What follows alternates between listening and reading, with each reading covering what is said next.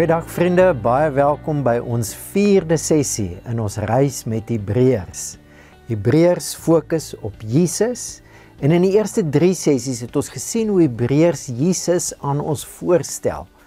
Ons het gesien dat Jesus die koning is op verskillende maniere, veral uit hoofstuk 1, maar dwars deur die res van Hebreërs ook, word Jesus as die koning aan ons voorgehou. Hy is die erfgenaam van alles. God sê vir hom, jy is my seun en ek is vir jou 'n vader.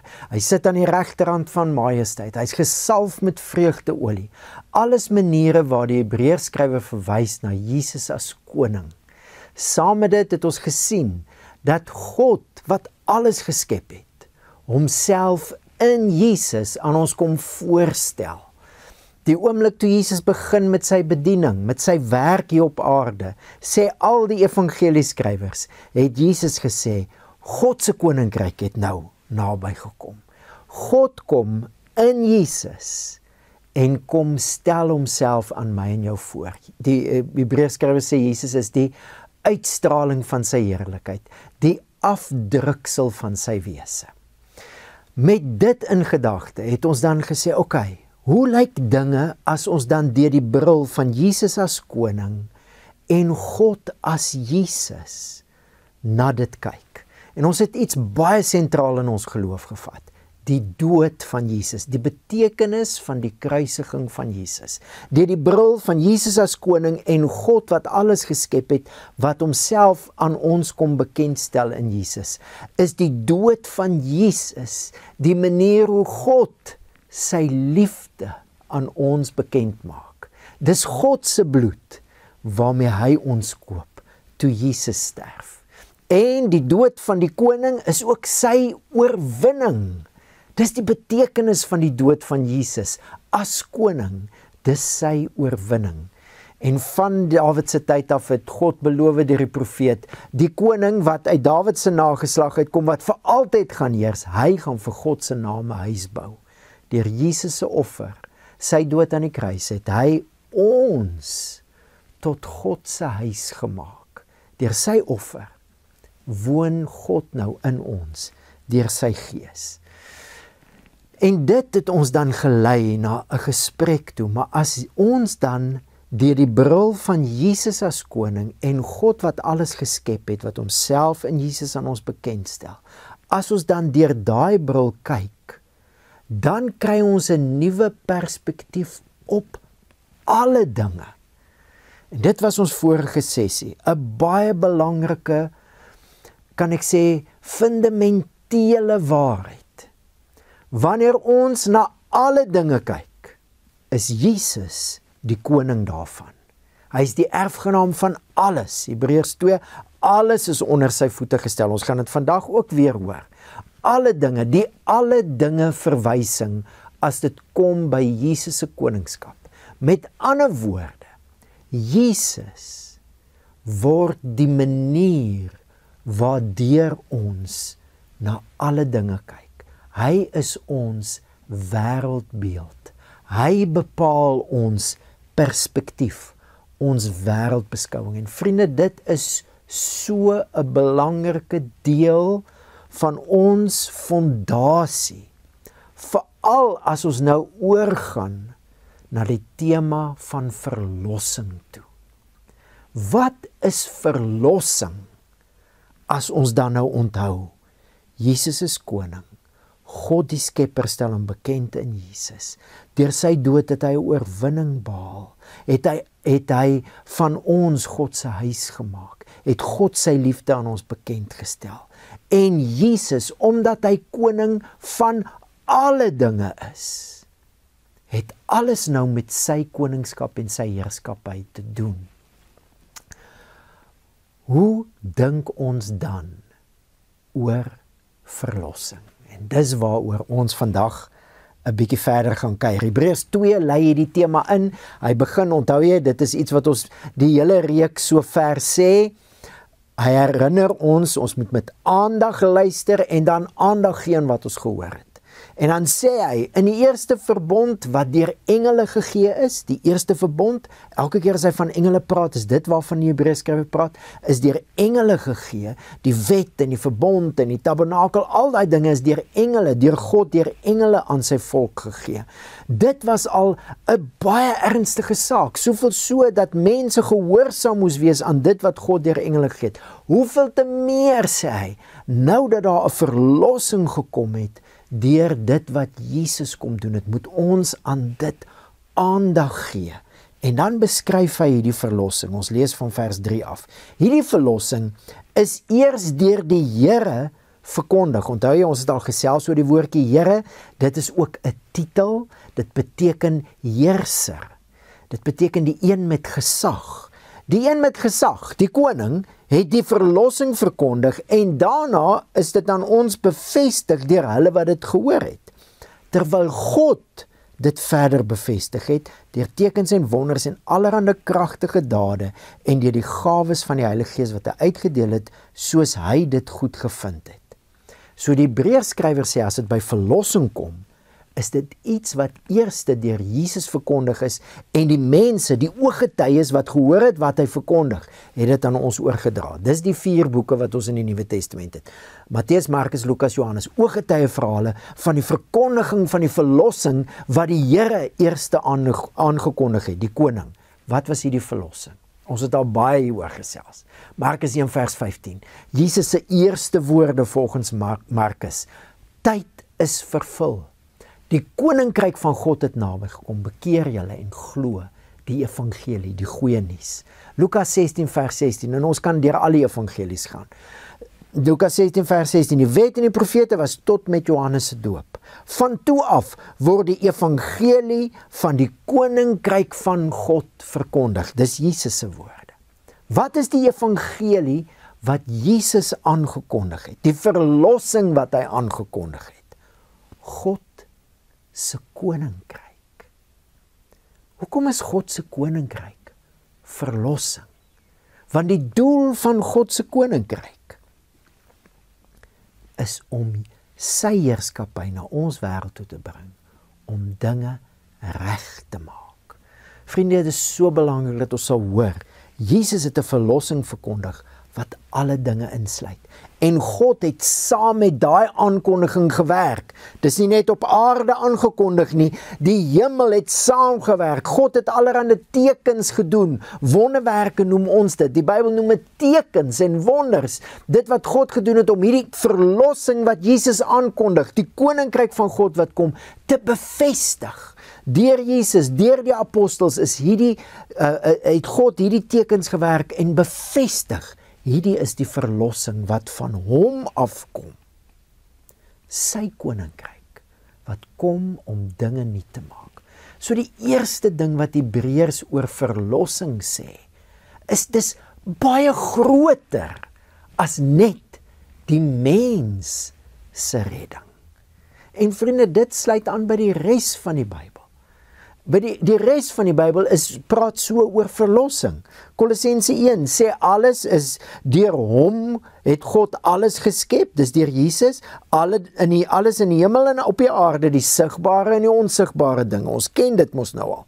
En dan vers 20, as hy praat oor die kruisiging van Jesus, was dit God se doel om deur hom alles, ja alles op aarde en in die hemel met homself te versoen, deurdat hy vrede gebring het deur sy bloed aan die kruis. Hoor jy hoe Jesus se kruisdood alle dinge insluit en dit met God versoen. Dit sluit aan by Openbaring 21 vers 5, God wat op die troon sit sê, kyk, ek maak alle dinge nuut. Dit sluit aan al by wat die profete in die Ou Testament gesê het. Jesaja 65 vers 17, ek skep nuwe hemel en 'n nuwe aarde. Verlossing is wat God doen vir sy hele skepping. En daar's nog baie ander skrifgedeeltes. Johannes 3 vers 16, so lief het God die kosmos gehad dat hy sy enige gebore seun gee. Romeine 8, die hele skepping wag met reikhalsende verlange om te sien dit wat voor lê, dit wat God bring. En dis hoe ons gesels het, onthou jy ook, oor Jesus die koning, wat alle dinge dra deur die woord van sy krag. Hy deur sy dood onder alles ingekom. Dit is wat ons nou ook gaan sien in Hebreërs 2. En nou dra hy alle dinge. Verlossing vanuit 'n Bybelse perspektief is wat God vir sy hele skepping kom doen in en deur Jesus. So miskien kan ons die video hier pause en dan gesels ons so 'n bietjie hieroor. Watter gedagtes, emosies, vrae kom by jou op as jy hoor dat God alles gaan nuut maak en dat dit is hoe die skrif praat oor verlossing. Dis groter as net die menseredding. Kom ons pause die video en dan gesels ons so 'n bietjie hieroor.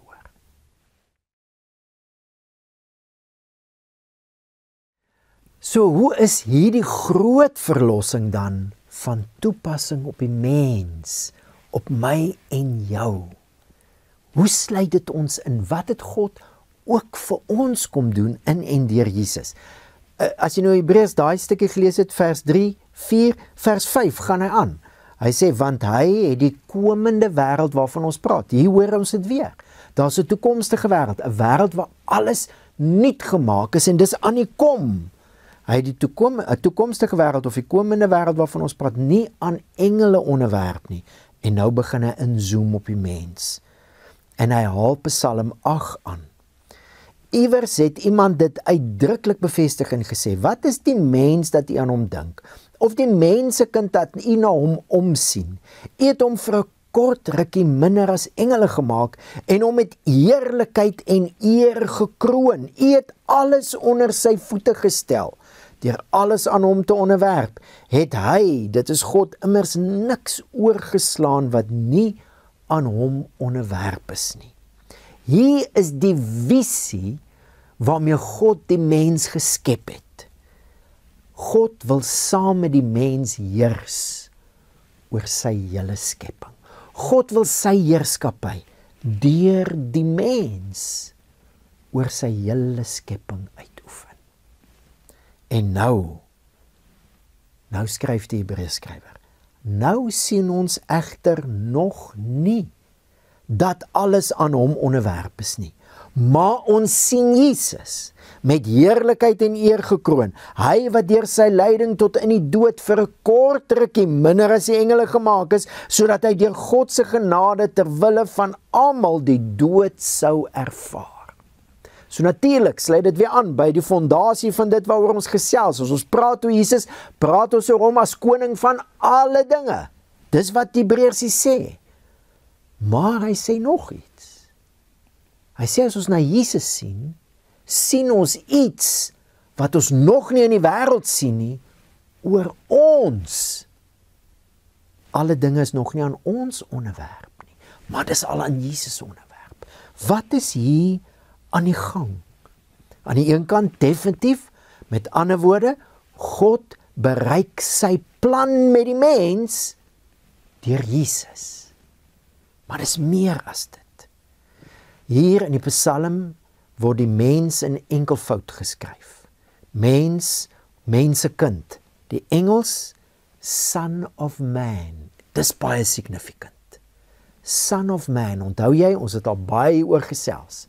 Dit wat in Daniël 7 geskryf is, wat Daniël gesien het, hoe daar monsters uit die see uitkom, hulle verwoes, en dan is daar trone wat reg gesit word. God, die Ancient of Days, gaan sit op die een troon en daar kom een soos die seun van die mens met wolke na die Ancient of Days toe. En God oordeel die monsters, hy vat die heerskappy weg en hy gee dit aan die seun van die mens. Ons het al baie oor gesels, dis hoekom Jesus na homself verwys as die seun van die mens, want hy is daai koning wat Daniël gesien het. Maar wanneer Daniël dan vir die boodskapper vra, wat beteken hierdie droom, of hierdie visioen, dan sê die boodskapper, die 4 monsters is 4 empires, 4 koninkryke wat sal opstaan. Maar hoor wat sê hy dan? Hy sê, die heiliges van God sal die koninkryk in besit neem. Hoor gou, die Psalm enkelvoud, maar hy sê, ons sien Jesus en ons sien eintlik iets wat oor ons die waarheid is. Daniël, seun van die mens, enkelvoud, maar die boodskapper sê, die heiliges, meervoud. Vriende, hier is 'n misterie, en die hele Nuwe Testament is hiervan vol, en ons gaan vir 'n lang ruk hiermee besig wees. 'n Misterie dat wanneer jy na Jesus kyk, sien jy meer as net Jesus. Jy sien ook jouself.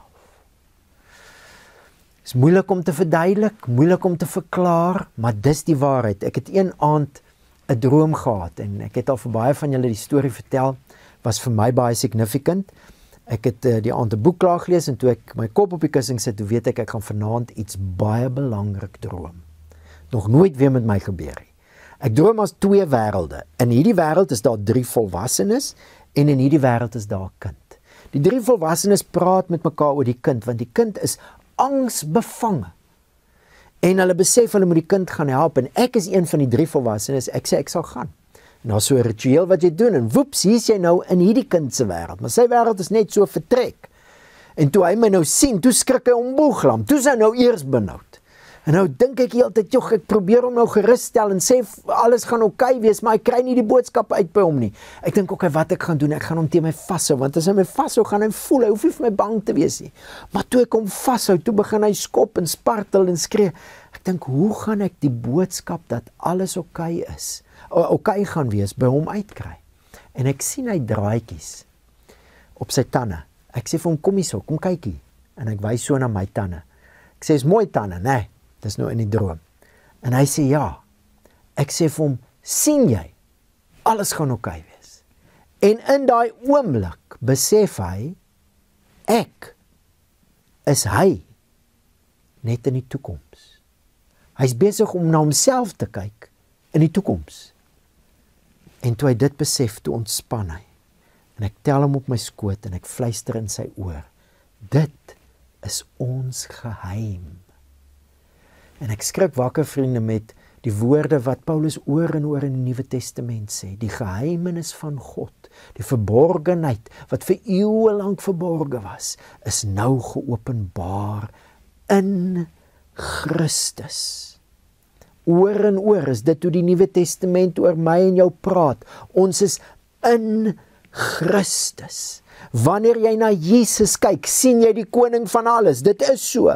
Maar wanneer jy na Jesus kyk, loop jy ook in jouself vas. Of miskien moet ons dit beter sê, jy stap in jouself in wie jy is. En dis presies waaroor die Hebreërskrywer verder praat. Hoor gou. Hy sê, dit was immers gepas dat hy vir en deur wie alles bestaan, ten einde baie kinders tot heerlikheid te lei. Wat 'n heerlikheid praat hy hiervan? Die heerlikheid waaroor hy nou net gepraat het uit Psalm 8 uit. Mense wat saam met God heers. Om baie seuns is die woordjie wat hy hier gebruik. Baie kinders, baie seuns deel te maak van hierdie heerlikheid familie. Het hy die leidsman van hulle verlossing deur lyding tot volmaaktheid gebring. Die Engelse vertaling sê so mooi, this is how it worked out. God wat alles geskep het 'n plan met die mens gehad, van die begin af, 'n heerlikheid familie. Daai plan het hy nou deur Jesus in werking gesit. En wanneer jy na Jesus kyk, stap jy eintlik in jouself in wie jy is in. Dit wat waar is van Jesus, is nou waar van jou. Seuns van die heerlikheid. Die leidsman van ons verlossing is hoe Jesus hier beskryf word. En daai woordjie leidsman word in 'n ander plek in Hebreërs 12 vertaal as author, maar die een verklarende woordeboek stel dit ook the first occasion of. Hier is die prototipe van 'n nuwe mensfamilie. En ja, daar's 'n proses aan die gang vir ons om soos Jesus te word. Definitief, ons het draadjies. Die Heilige Gees werk in ons. Daar's 'n proses, maar daar's nie 'n manier dat hierdie proses gaan faal nie. Jesus is die waarborg dat ons nou deel is van die nuwe mensfamilie waarvan hy die begin is. Dis hoekom Hebreërs 1 Jesus die eersgeborene noem. Eersgeborene waarvan? Eersgeborene van 'n nuwe mensfamilie.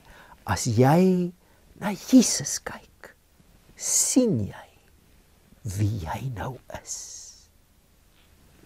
Vriende, dis baie groot. Dis baie groot en daarom gaan ons vir lank besig wees en ons gaan 'n reeks doen. Ons noem dit Divine Inclusion. Ons gaan nog 'n sessie in Hebreërs doen. Ons gaan vir lank hieroor gesels. Want hier lê die potensiaal. Die grootste ontdekking wat jy kan maak is dat Jesus die koning is en deur wat Jesus kom doen het, is jy ingesluit. Jy's deel van hierdie nuwe heerlikheid familie, waarvan Jesus die eersgeborene is. Jesus is die eniggeborene, met ander woorde, God het mens geword.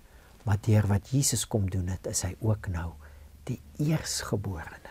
Eersgeborene van 'n nuwe mensfamilie. En dis presies wat hy oor verder praat. Vers 11. Want sowel hy wat heilig maak, as hulle wat heilig gemaak word, is uiteen. Ons het nou dieselfde pa. Daarom skaam hy nie om hulle sy broers te noem nie. Jesus noem ons sy broers. Ons wat heilig gemaak word en die een wat ons heilig maak, dis Jesus, het nou een pa, een nuwe mensfamilie. So met ander woorde, vriende, as ons praat van verlossing, is dit baie groter as net die mens. Dis God se hele skepping. Maar dis ook baie meer as net 'n mens wat gered word om eendag ergens na 'n ander plek toe te gaan. Verlossing wat die mens betref, is hierdie heerlikheidplan wat God die mens voorgeskep het in die begin, maar wat nou in werking gesit is deur Jesus. En wanneer jy na Jesus kyk, sien jy die begin van 'n nuwe mens wees waaraan jy deur geloof nou deel het. Jy is deel van hierdie heerlikheid familie. So kom ons pause die video hierso en dan gesels ons so 'n bietjie. Oor en oor in die Nuwe Testament word ons beskryf, ons wat in Jesus glo, as nuwe mense in Christus. Wat kom by jou op as jy hoor dat wanneer jy na Jesus kyk, sien jy wie jy nou eintlik is? Kom ons pause en dan gesels ons.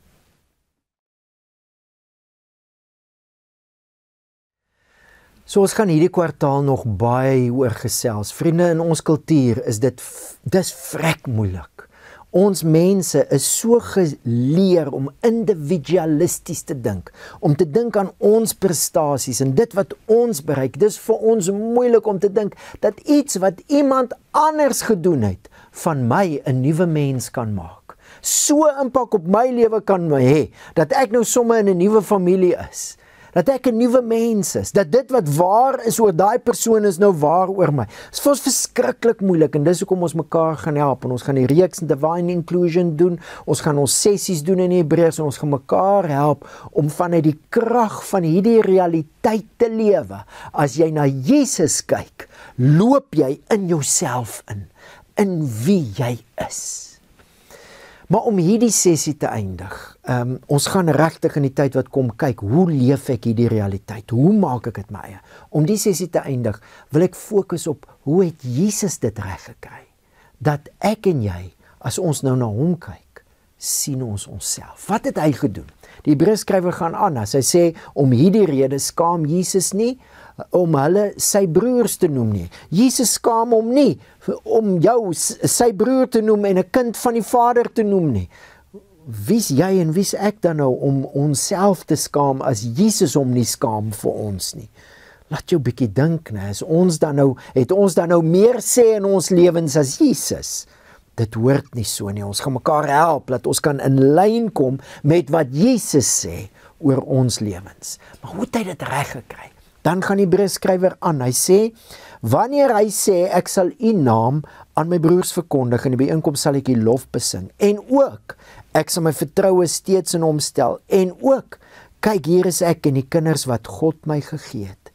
Aangesien die kinders dan aan vlees en bloed deel het ook hy net so aan dieselfde dinge deel gekry, sodat hy deur sy dood, die een wat oor die dood mag het, dit is die duiwel, kragteloos kon maak. En sodat hy hulle wat vrees vir die dood, wat uit vrees vir die dood hulle hele lewe lank in slawerny verkeer het, kon bevry. Wat sê die Hebreërskrywer? Dit is so treffend. 2 dinge wat ek wil uitlig. As hy sê, ek het u 'n naam aan my broers verkondig, haal hy Psalm 22 aan. Ek dink is hier by vers 14, 13 en 14 rond. Maar onthou jy Psalm 22? Dit begin, my God, waarom het u my verlaat? En dis asemrowend as jy daai Psalm lees. Dis asof die psalmskrywer by die kruis gestaan het, honderde jare voor dit gebeur het. En hy beskryf die lyding van die een aan die kruis. En dan op 'n stadium, in daai donkerte, maak die Psalm 'n draai. En die psalmskrywer sê, namens die persoon wat hierdie lyding deurgaan, u het my gehoor. En dan sê hy, ek sal u naam aan my broers verkondig. En dan was dit die draai. Dan sê hy hoe God se koninkryk nou dat die nasies toe sal gaan. Dis deur Jesus se dood aan die kruis, wat hy dit reg gekry het, dat ek en jy nou sy broers kan wees. Deel kan wees van die familie, waarvan hy die eersgeborene is. Hierdie nuwe mensfamilie. Hierdie begeerte wat God al die tyd gehad het, om baie kinders, baie seuns, na die heerlikheid toe te lei, 'n heerlikheid lewe, 'n lewe saam met God, deel van sy familie, en wat saam lewe vir sy koninkryk. God se begeerte het nou deur Jesus se dood in werking getree. En ek en jy is nou deel van hierdie nuwe mensfamilie, en is presies wat hy dan nou ook sê. Hierdie mensfamilie het deel gehad aan vlees en bloed. Hy het toe op dieselfde manier deel gekry aan dit wat hulle deel het. Ons was slawe. Wat se slawe praat hy nou hiervan? Slawe. Toe mense sonde doen, toe word daar magte in hierdie wêreld losgelaat. Vriende, wat mense nie kan beheer nie, dit beheer mense. Ons was slawe deur ons sonde, deur hierdie magte, en selfs deur die dood wat ons met vrees vervul het. Mense het so slawe gelewe, sê die Hebreërskrywer. Maar Jesus het hom kom vereenselwig, hy deel gekry. En dit is dan baie interessant as jy Hebreërs 3 lees, vers 1, ons het nou deel aan die hemelse roeping. Vers 14, ons het deel aan Christus. Jesus het deur sy dood hom vereenselwig met die mens, en deur sy dood het hy ons by hom ingesluit, sodat ons nou kan deel hê aan wie hy is. Ons het nou deel aan Christus, en dis deur sy dood wat hy dit accomplish het. En vriende, dink net gou so 'n bietjie. Ons was in 'n toestand van slawerny, 'n toestand van vrees. Onthou jy daai kind? Ons kon nie onsself red nie. Ons kon nie onsself uit daai toestand uithaal en in hierdie heerlikheid familie van God sit nie. Dis wat Jesus kom bereik het deur sy dood. Hy het ons by hom kom insluit. Dis nie iets wat ek en jy bereik nie. Dis wat Jesus kom doen het. Deur sy dood het hy deur die genade van God, sê die Hebreërskrywer, ter wille van ons almal die dood gesmaak, sodat ons nou deel kan wees. Ons smaak nou hoe dit is om deel te wees van hierdie heerlikheid familie.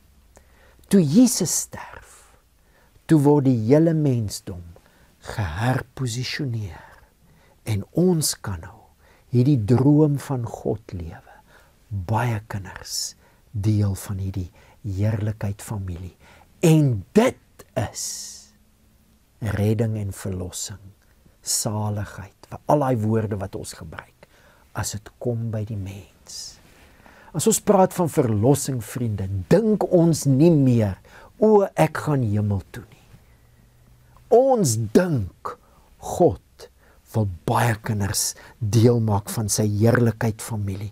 Soos in die hemel, so op die aarde het hy beloof kom sy koninkryk. Dis die goeie nuus, dis die verlossing wat die Here aangekondig het. Hy gaan alles nuut maak. Daarmee het hy begin en nou maak hy ons deel van daai heerlikheid familie. Ons is sy seuns en sy dogters. En dis presies wat die Hebreërskrywer dan verder in die hoofstuk ook sê. Want hy is nie besorg oor die engele nie, inteendeel hy is oor Abraham se nageslag besorg. Daarom moes hy in elke opsig gelyk word aan sy broers, sodat hy barmhartige en 'n getroue hoëpriester kon word, om as offer te dien tot versoening van die volk se sondes, want omdat hy self gelei het toe hy versoek is hy in staat om die wat versoek word te help. Was dit nie wat die hoëpriester was nie, was net een man. Maar as hy ingegaan het in die allerheiligste, het hy die hele volk verteenwoordig. Hulle was as het ware ingesluit. Nou net nog meer, omdat die offer waarmee Jesus as hoëpriester in die allerheiligste in die hemel ingegaan het, was 'n eens en vir altyd volmaakte offer. Is ons ingesluit in hom. Jy is nie meer wie jy was voor Jesus nie. Jy is nou wie jy is in Jesus. Deel van hierdie heerlikheid familie. In Doxadeio praat ons van 'n begrip, identifikasie.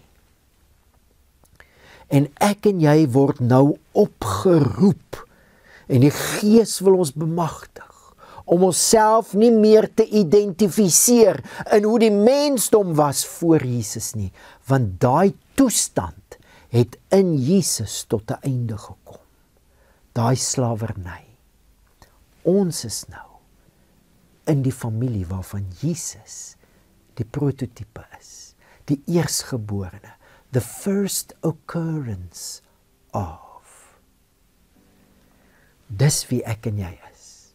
Wanneer jy na Jesus kyk, sien jy dit. En in die tyd wat kom, gaan ons bietjie saam kuier. Hoe leef ek in die krag van hierdie realiteit? Maar vir vandag, kom ons staan in bewondering oor wat Jesus kom doen het deur sy dood. Dis 'n dood wat verlossing bring vir die hele skepping.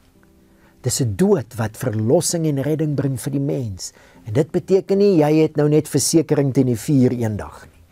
Dit beteken jy het 'n nuwe identifikasie, 'n nuwe plek waar jy kyk om te ontdek wie jy is.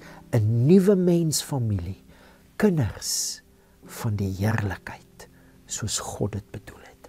En Jesus skaam hom nie vir jou nie. En nou ons gaan 'n bietjie oor gesels. Wat kom by jou op as jy hoor dat Jesus deur sy dood jou by hom ingesluit het? Hy is nou jou hoëpriester. Hy verteenwoordig jou. En daarom is jy nou deel van God se heerlikheid familie.